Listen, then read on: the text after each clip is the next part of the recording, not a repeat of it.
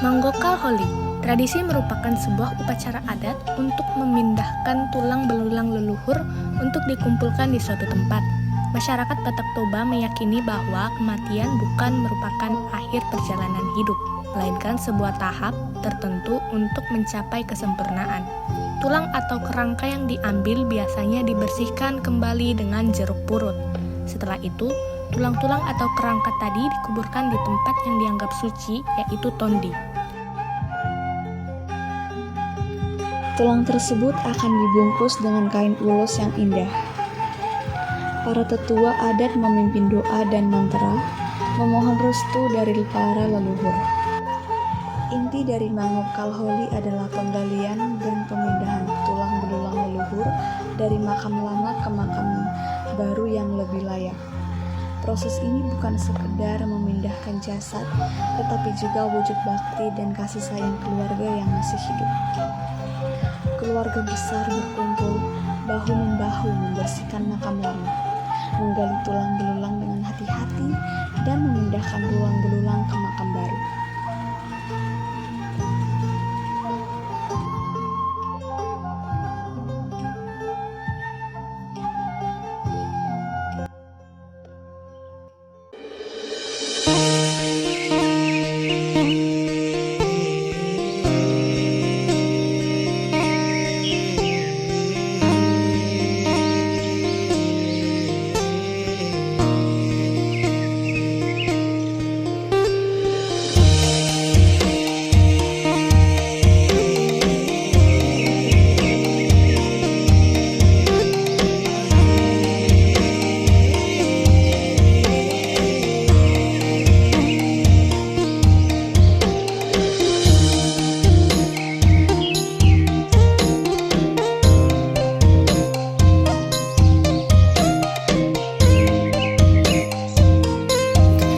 Tradisi kuping panjang di Kalimantan merupakan salah satu warisan budaya yang unik dan menarik. Tradisi ini merupakan bagian dari identitas budaya suku Dayak, terutama di kalangan wanita, di mana kuping panjang dianggap sebagai simbol kecantikan dan keanggunan yang begitu khas, serta melatih kesabaran dalam menjalankan kehidupan. Selain itu, pada laki-laki sendiri juga, kuping panjang menandakan kedewasaan dan keberanian. Apa yang membuat tradisi ini begitu unik? Nah, sejak usia muda, kupingnya akan diperpanjang secara bertahap melalui pemasangan anting atau alat tradisional yang berat. Proses ini dilakukan secara rutin sehingga telinganya akan merenggang secara alami dan menjadi lebih panjang, serta akan diwariskan secara turun-temurun. Kuping panjang tidak hanya menonjolkan nilai estetika, tetapi juga memiliki makna simbolis. Panjangnya kuping dikaitkan dengan kedewasaan, kebijaksanaan, dan perlindungan spiritual, seperti kemampuan mendengar nasihat leluhur dan mengusir roh jahat. Praktik pemanjangan kuping sering diiringi dengan ritual atau upacara adat. Ritual ini mempererat ikatan komunitas dan menjaga nilai-nilai leluhur. Meskipun menghadapi tantangan modernisasi, tradisi ini tetap dilestarikan dan bahkan dijadikan sebagai daya tarik budaya yang turut meningkatkan pariwisata serta pengakuan terhadap kekayaan budaya suku Dayak.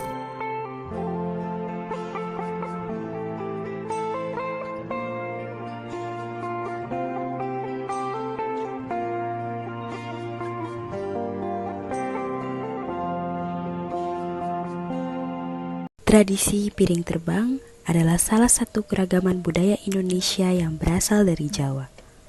Tradisi ini khususnya dipakai saat penyajian makanan dalam acara pernikahan adat Jawa. Tradisi piring terbang sudah ada sejak zaman Kerajaan Mataram dan berkembang di masyarakat kecil hingga saat ini. Tradisi piring terbang mempunyai urutan penyajian yang sangat teratur, yaitu usdek. U yang berarti unjukan atau minuman, biasanya berupa teh hangat yang dihidangkan bagi para tamu. Kemudian S yang berarti sup sebagai makanan pembuka untuk para tamu. Dan D yang berarti daharan sebagai makanan utama. Dan E yang berarti es yaitu penutup, biasanya dihidangkan es buah. Dan yang terakhir K yaitu kundur atau kembali. Tradisi ini sangat unik karena hidangan akan diantarkan oleh pelayan kepada tamu pernikahan langsung ke tempat duduk para tamu. Oleh karena itu tradisi ini dinamakan piring terbang. Tradisi piring terbang mencerminkan masyarakat Jawa yang menghormati tamu, keakraban, dan keindahan yang menunjukkan nilai-nilai etika dalam prosesi acara penting. Tradisi ini menciptakan kesan moral yang baik bagi tamu undangan dan patut dilestarikan dan dikenalkan. Karena tradisi piring terbang adalah ciri khas nilai penting masyarakat Jawa.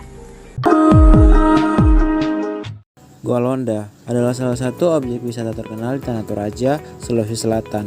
Goa ini merupakan situs makam khas suku Toraja yang unik karena berada di dalam goa alami dan tebing batu. Londa dikenal sebagai tempat penyimpanan jenazah masyarakat Toraja yang masih menerapkan tradisi pemakaman leluhur secara adat. Keunikan Goa Londa, kuburan goa dan tebingnya. Jenazah yang disembahyangkan di Londa biasanya diletakkan di dalam peti mati atau erong yang ditempatkan di dalam goa atau digantung di tebing batu. Beberapa peti mati sudah berusia ratusan tahun dan ada mulai lapuk memperlihatkan tengkorak dan tulang-tulang belulang. Yang kedua, patung Tau-Tau. Patung kayu yang disebut Tau-Tau diletakkan di bagian luar gua menggambarkan sosok almarhum. Atau Tau-Tau ini berfungsi sebagai simbol penghormatan bagi orang yang telah meninggal. Yang ketiga, sistem penguburan berdasarkan status sosial. Semakin tinggi letak makam di tebing, semakin tinggi pula status sosial keluarga yang dimakamkan di sana. Masyarakat Toraja percaya bahwa orang yang meninggal tetap memiliki hubungan dengan dunia orang hidup sehingga pemakaman mereka harus dihormati.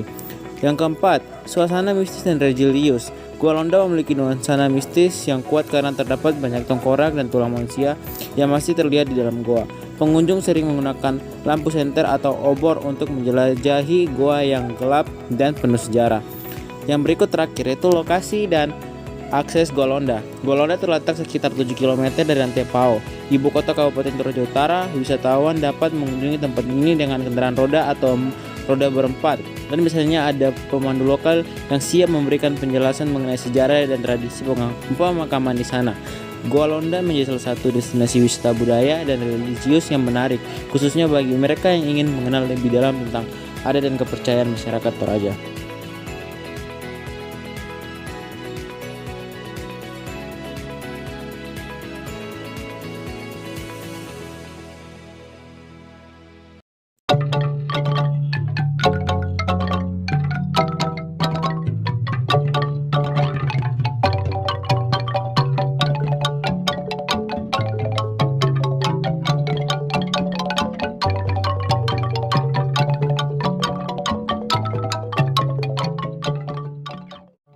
Upacara adat Dumia Wanua Tontalete adalah salah satu tradisi penting yang diwariskan turun-temurun oleh masyarakat Minahasa, khususnya di daerah Tontalete, Sulawesi Utara.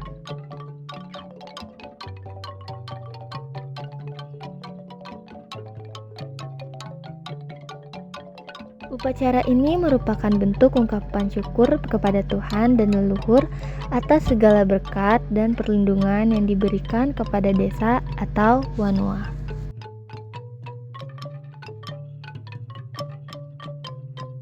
Upacara ini dipimpin oleh tetua-tetua adat atau pemangku adat yang memiliki pengetahuan tentang tradisi ini. Prosesi meliputi pembacaan doa-doa, persembahan sesajen, dan tarian tradisional.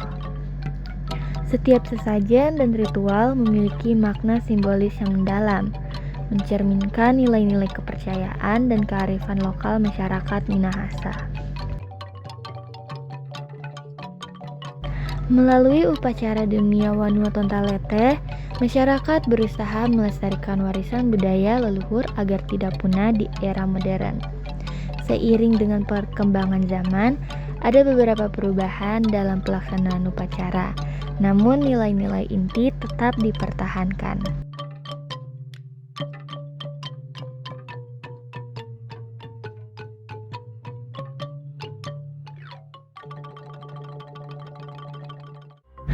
Upacara adat Dumia Wanua Tontalete adalah bagian penting dari identitas budaya masyarakat Minahasa. Tradisi ini mencerminkan kekayaan budaya dan kearifan lokal yang perlu dijaga dan dilestarikan.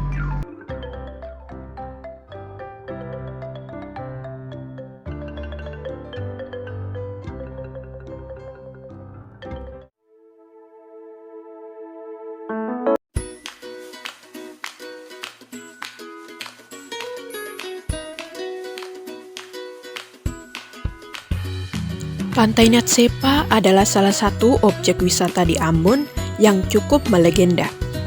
Selama bertahun-tahun, pantai ini sudah menjadi tempat untuk berwisata, baik bagi penduduk lokal maupun para wisatawan dalam negeri dan mancanegara. Pantai Natsepa merupakan destinasi wisata bahari dekat kota Ambon. Lokasinya berada di Desa Suli, Salahutu, Kabupaten Maluku Tengah. Koordinatnya berjarak sekitar 18 km dari kota Ambon. Hamparan pasir putih dan indah yang terbentang luas mengarah pada birunya lautan lepas. Pepohonan teduh bergoyang tertiup angin semilir seolah meliuk untuk menari. Suara hembusan angin senada dengan irama tiupannya memberikan kesejukan di sela pancaran.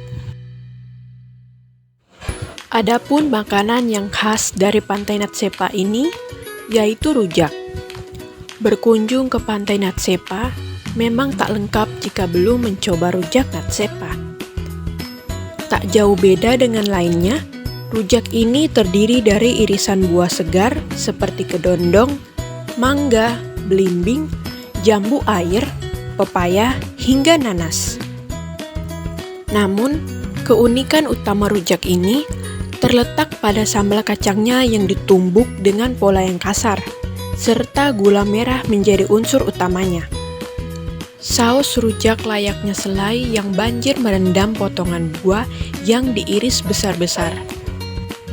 Di Pantai Natsepa pun terdapat mitos untuk menyembuhkan penyakit ringan, seperti flu ataupun demam dengan berendam di pantai tersebut. Pantai Natsepa adalah pilihan tepat untuk rekreasi bersama keluarga. Pantai Ora adalah salah satu tempat wisata yang berada di Maluku. Tepatnya di Pulau Seram, Kecamatan Seram Utara, Maluku Tengah. Pantai yang berlokasi di ujung barat Telu Sawai ini berada di sebelah Desa Saleman dan Desa Sawai, di tepi hutan Taman Nasional Manusela. Aktivitas yang dapat kita lakukan di Pantai Ora yaitu snorkeling, diving, trekking.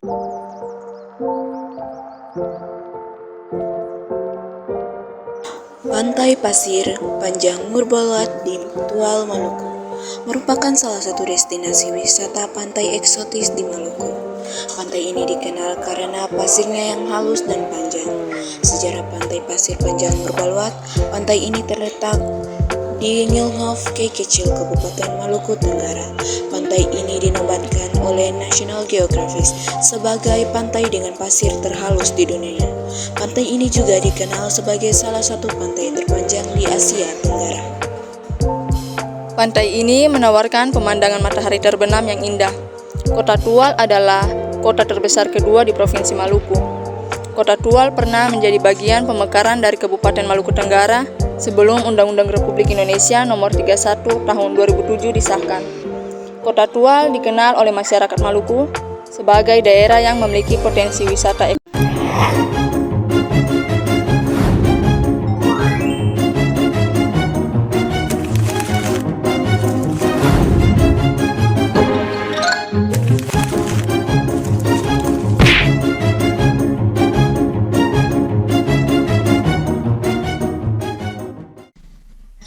Halo teman-teman, di sini kita dari kelas 10 F3 kelompok daerah MPT akan menjelaskan serta menceritakan tentang Danau Kalimoto atau biasa dikenal dengan Danau Tiga Warna di NTT.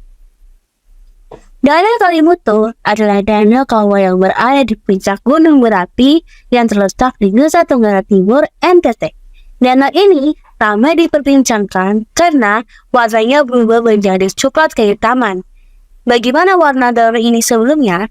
Di balik warna yang bervariasi dan unik, simak juga legenda menariknya yang terkenal angker. Letak Danau Kelimutu. Danau Kelimutu terletak di Desa Pemo, Kecamatan Kelimutu, Kabupaten Ende Flores, Nusa Tenggara Timur. Danau ini terletak di Gunung Kelimutu dengan gunung yang memiliki total 3 danau. Gunung berapi tersebut memiliki ketinggian 1640 mdpl dan merupakan bagian daerah cagar alam seluas kurang lebih 500 hektar. Dikutip dari Taman Nasional Kelimutu, Danau Kelimutu memiliki luas kurang lebih 1,05 juta meter persegi dengan volume air 1.292 juta meter kubik. Jarak antara bibir danau dengan muka air sekitar 50 meter dengan luas berkisar 4 hektar. Air kawah memiliki warna yang konstan dari 1997 dan antara 2002 dan 2006 yaitu merah kecoklatan. Pada 1997 warna air kawah sempat berubah merah hati atau hijau botol, lalu pada 2002 berubah warna yaitu hijau pupus dan merah marun. Kemudian pada 2003 dan 2004 sempat terjadi perubahan warna menjadi hijau pupus. Gunung Kelimutu memiliki tempat spesial yang disebut titik inspirasi, yaitu sudut pandang di mana pengunjung dapat melihat ketiga danau kawah berwarna. Menurut kepercayaan masyarakat, air danau yang berubah warna merupakan pertanda bahwa akan terjadinya musibah atau bencana, seperti gempa bumi dahsyat yang melanda Flores tahun 1992, ditandai dengan adanya perubahan warna danau. Dilansir dalam www.kelimutu, perubahan warna pada ketiga danau di Gunung Kelimutu terlepas dari kepercayaan masyarakat terjadi karena pengaruh dari mekanisme vulkanis di kawasan tersebut. Terjadinya aktivitas vulkanis yang mendesak gas-gas di dalam bumi hingga keluar ke permukaan. Gas itu bereaksi dan bercampur di danau dan menyebabkan perubahan warna air danau. Warna air pada kawah, terutama kawah Tiwonua Murikokai, dipakai sebagai parameter penting dalam penentuan status aktivitas bencana. Perubahan warna dari hijau menjadi putih menandakan meningkatnya aktivitas Gunung Kelimutu. Perubahan warna ini tidak mempunyai pola yang jelas, tergantung aktivitas magmatik yang terjadi. Para ilmuwan yang telah melakukan survei geokimia pada danau menemukan bahwa air di setiap danau ditemukan berbeda secara kimia sehingga menghasilkan warna yang bervariasi. Danau Antabuku adalah danau kawah vulkanik sulfat asam yang lebih aktif pada tahun 1970-an daripada sekarang. Sedangkan danau atau Polo adalah danau asam garam dan bersifat intermediate dalam aktivitas vulkanik. Perubahan warna yang sering terjadi adalah karena perubahan dalam keadaan oksidasi air. Secara sederhana, perubahan warna danau mirip dengan bagaimana warna darah terlihat melalui kulit kita. Ketika terjadi kekurangan oksigen, air terlihat hijau seperti urat di pergelangan tangan. Demikian pula, ketika danau kaya oksigen, maka akan tampak merah atau kehitam-hitaman. Saat ini, dilansir dari berbagai media, warna danau Kelimutu saat ini masih cenderung berwarna hijau dan kehijau biru kebiru-biruan. Oke teman-teman, sekarang kita telah masuk di cerita tentang legenda Danau Kelimutu. Danau Kelimutu dinamakan Danau Tiga Warna karena Gunung Kelimutu memiliki 3 kawah dengan warna air yang berbeda-beda, yaitu merah, biru, dan hijau. Danau yang berwarna biru bernama Tiwa Atabupu yang artinya Danau Orang Tua. Danau yang berwarna merah bernama Tiwa Atapolo yang artinya Danau Sihir. Danau yang berwarna hijau bernama Tiwu Nuwamuri Kofai yang artinya Danau Muda-Mudi. Konon pada zaman dahulu, Konde Ratu dan rakyatnya hidup di puncak gunung Kelimutu. Di antara rakyatnya ada 2 orang yang bisa menggunakan sihir, yaitu Atabupu dan Atapolo. Keduanya bersahabat dan tunduk pada Konde Ratu. Namun, keduanya memiliki kebiasaan yang berbeda. Atabupu adalah orang yang baik dan sedang melindungi orang lain. Sedangkan Atapolo dianggap sebagai penyihir jahat karena suka memakan manusia. Suatu ketika, sepasang Atakalo, anak yatim piatu, datang kepada Atabupu. Mereka berdua meminta perlindungan kepada Atabupu karena kedua orang tuanya sudah meninggal dunia. Atabupu pun menyetujui untuk melindungi kedua anak tersebut. Namun dengan syarat bahwa kedua anak itu tidak boleh meninggalkan ladang milik Atabupu agar tidak menjadi mangsa Atapolo. Keduanya menyepakati. Suatu hari Atapolo datang ke rumah Atabupu. Ia mengetahui keberadaan kedua anak yatim itu. Atapolo sudah akan memangsa kedua anak yatim itu. Namun Atabupu berhasil mencegahnya. Atabupu meminta agar Atapolo menunggu sampai kedua anak yatim tersebut tumbuh dewasa. Setelah dewasa, kedua anak yatim itu mengubah namanya masing-masing menjadi Kofai dan Nuwamuri. Atapolo datang menagih janji untuk memangsa kedua anak yatim tersebut. Namun, Atabupu tidak menginginkan kedua anak tersebut untuk menjadi mangsa temannya. Ia pun mencegah serangan Atapolo. Kemudian, Atabupu pergi ke perut bumi dengan kedua anak yatim itu untuk menghindar dari serangan Atapolo. Sementara itu, Atapolo terus mengejar mereka sampai akhirnya kedua penyihir itu bersama kedua anak yatim terkubur hidup-hidup tertelan bumi. Tak lama usai kejadian itu, muncullah air berwarna biru dari tempat terkuburnya Atabupu, sedangkan dari tempat Atapolo muncul air berwarna merah. Hal yang sama terjadi pada tempat terkuburnya kedua anak yatim, yaitu muncul air berwarna hijau hingga akhirnya lokasi tersebut dinamakan dengan Danau Tiga Warna.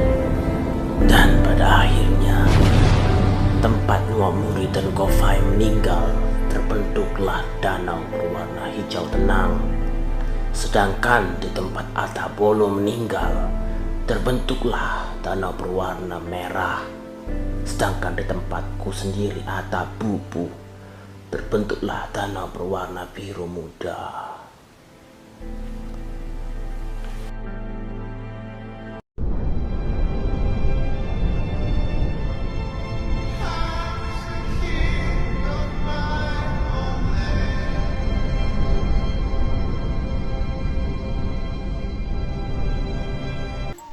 Salah satu tempat wisata unik yang ada di Wamena, yaitu Pasir Putih. Tepatnya di Desa Aikima, Distrik Isugi, Kabupaten Jayawijaya, Provinsi Papua Pegunungan, merupakan fenomena alam unik yang menampilkan hamparan pasir putih di dataran tinggi Lembah Baling sekitar 1.600 meter di atas permukaan laut. Keunikan utama dari pasir putih ini adalah keberadaannya yang jauh dari pantai, namun memiliki tekstur dan warna yang mirip dengan pasir pantai. Fenomena ini diyakini berasal dari sisa-sisa Danau Rio, sebuah danau besar yang pernah ada di sekitar wilayah tersebut.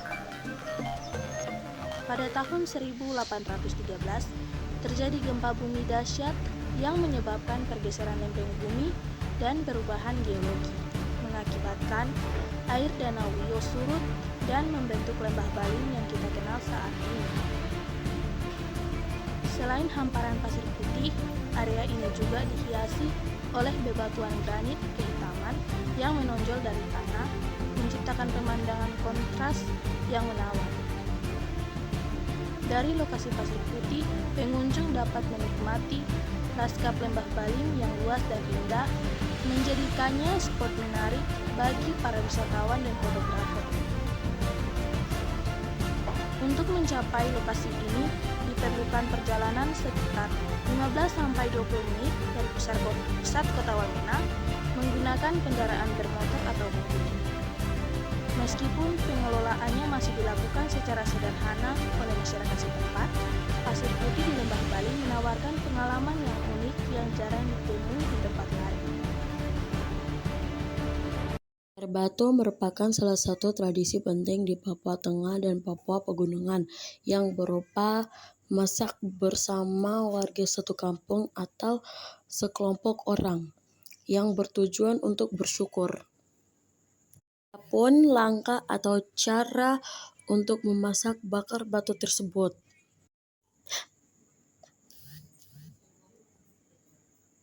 Batu ditaruh di atas perapian kayu yang dibakar sampai kayunya habis, maka batu pun panas.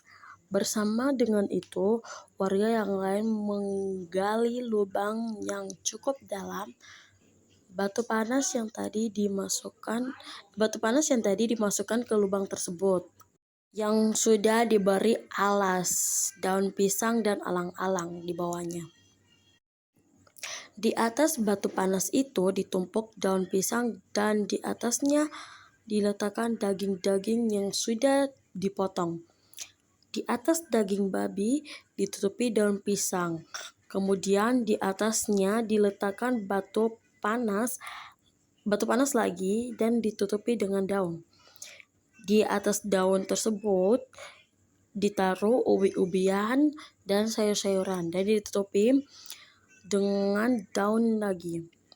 Nah, paling di atasnya lagi ditutupi dengan batu biar suhu udara tetap panas. Kurang lebih kita menunggunya sampai 1 jam. Lalu kita mengangkat makanan tersebut. Sebelumnya, babi yang dimasak tidak langsung disembelih, tetapi dipanah terlebih dahulu. Masakan bakar batu tersebut ini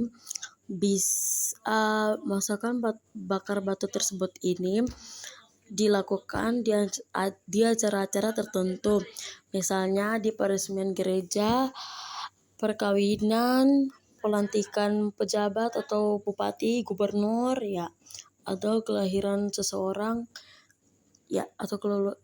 kelahiran seseorang. Sekian dari penjelasan singkat mengenai tradisi bakar batu. Terima kasih.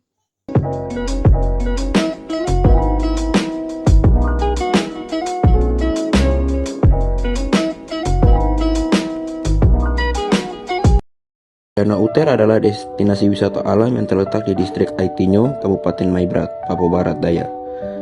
Danau ini memiliki air yang jernih dan biru, dikelilingi oleh pegunungan kapur dan pepohonan hijau. Keunikan Danau Uter memiliki panorama alam yang indah. Danau Uter dikelilingi oleh tebing-tebing kecil dan situs-situs asal mula terbentuknya Danau Uter, dan Danau Uter memiliki hutan hujan tropis yang mengelilinginya. Danau Uter memiliki bukit kapur yang beraroma alam. Dan aktivitas apa yang bisa dilakukan di Danau Uter? Kita dapat berenang dan bersantai di pinggir danau, kita bisa trekking, kita bisa snorkeling, kita bisa camping di tepi danau, dan kita bisa sekaligus mengenal tradisi dan adat masyarakat lokal. Gunung Petik Bintang atau dalam bahasa setempat Ayau yang artinya gunung di atas awan atau negeri di atas awan. Gunung Petik Bintang dapat memberikan pengetahuan baru bagi para pengunjung untuk memahami tentang pribadi sesama, alam semesta, dan Sang Pencipta. Gunung ini juga memiliki air terjun yang tingginya setara dengan tinggi gunung, yakni 500 meter. Tempat ini juga sebagai pusat peradaban budaya orang Maibrat antara lain dan sasrar dengan irama arfan, nyanyian burung, kanakafuk, merajut api tegor, dan apatfur, eimasu atau noken bermotif, dan koba-koba, ameru yang digunakan secara khusus untuk orang yang mengikuti pendidikan adat atau won. Kemudian tempat ini juga selalu orang melakukan pendidikan adat atau wonmos, menerima peserta dari seluruh wilayah Aifat Raya dan Mari. disertai dengan tenaga pengajar atau pemilik Pofitmana, serta materi-materinya yang diajarkan, Potikif dan Proatum. Ini sudah menjadi hak cipta. Tempat ini juga sebagai tempat bersejarah bagi gereja Katolik di wilayah Maibrat, karena para misionaris pertama kali meletakkan misinya di Petik Kiev, jembatan Kalipaif, kaki gunung Petik Bintang. Gunung Petik Bintang terletak di Kampung Konja dan Yarat, distrik Aifat Utara Jauh atau Aifat Utara, Kabupaten Maibrat, Papua Barat. Gua Binsari atau yang dikenal sebagai Gua Jepang adalah salah satu dari beberapa peninggalan bersejarah yang terdapat di Pulau Biak, Papua. Nama asli dari gua ini adalah Abiab Binsari, yang berarti gua nenek. Jika ditinjau dari namanya, menurut kepercayaan masyarakat sekitar, sebelum tentara Jepang datang, ada seorang nenek yang tinggal di sekitar gua ini. Namun, setelah tentara Jepang datang, nenek itu hilang tanpa jejak. Abiab Binsari menjadi saksi bisu Perang Dunia Kedua yang terjadi saat itu, yaitu pada tanggal 27 Mei 1944 hingga 20 Juni 1944. Dari sejarah yang ada, menceritakan bahwa banyak pasukan Jepang mati terbunuh akibat serangan sekutu di dalam gua ini. Sekutu melancarkan serangannya dengan cara menjatuhkan bom tepat di atas lokasi ini. Gua ini dijadikan sebagai tempat perlindungan oleh Jepang karena letaknya yang strategis. Letak gua ini tepatnya di Kampung Sumberker, distrik Samova. Berbeda dari gua atau bunker perlindungan tentara Jepang lainnya, gua ini bukanlah gua buatan yang sengaja untuk dibuat, melainkan gua alami lengkap dengan stalaktit atau batu tetes yang menggantung indah di atap gua yang tinggi. Gua Binsari menjadi museum alam yang menyimpan berbagai peninggalan sejarah tak ternilai harganya. Terdapat tulang belulang dari tentara Jepang yang tersimpan rapi dalam suatu ruangan. Selain itu, terdapat pula artefak, senjata, alat makan, seragam, mortir tank, hingga alat-alat pribadi milik tentara Jepang seperti botol obat, kacamata, dan lainnya. Saat ini Gua Binsari dijadikan sebagai tempat wisata dan edukasi bagi para wisatawan yang berkunjung.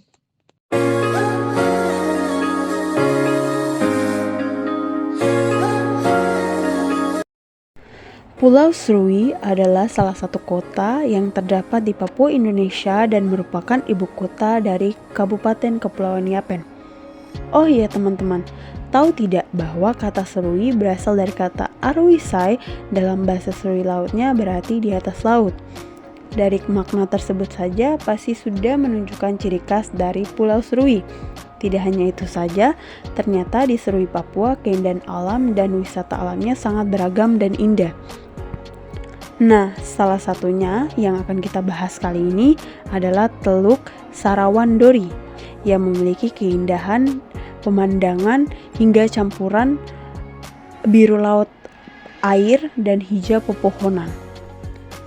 Telaga Sarawandori atau Teluk Sarawandori yang bagaikan mutiara indah yang tersimpan dan tersembunyi di Papua, letaknya hanya 10 km ke arah barat dari kota Serui. Kurang lebih kita bisa menempuh 15-20 menit perjalanan menggunakan mobil maupun motor.